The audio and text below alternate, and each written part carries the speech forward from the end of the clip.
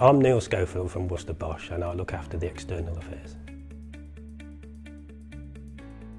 The Green Deal was a great idea. Industry bought into this, the idea being that you put energy saving equipment into your home, so things like boilers, loft insulation, cavity wall, low energy lighting, glazing, all these things, renewables even, and the cost of those would be outweighed by the energy saving, so it became in effect cost neutral.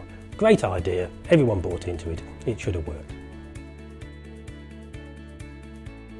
The problem with Green Deal was, and I was there actually, I was part of the group representing the industry, it got taken over by the civil servants in effect. They put many people into it, too many people, and they all went off in their corner and did their little bit, whether it be leasing or the funding or the accreditation, and they went off and they gold-plated it. They made sure that this thing didn't come back to bite them in effect.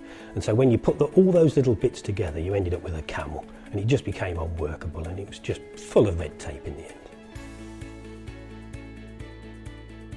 Fundamentally, and what we could see was the most important factor, was that they didn't recognise the existing supply chain. So if we take our industry, the heating industry, we make boilers, we sell them to builders, merchants, who then sell them to installers, who then put it in someone's home. And of that supply chain, it's very well recognised that the most important part of that is the installer. They're the decision maker. And they were the one that were marginalised the most.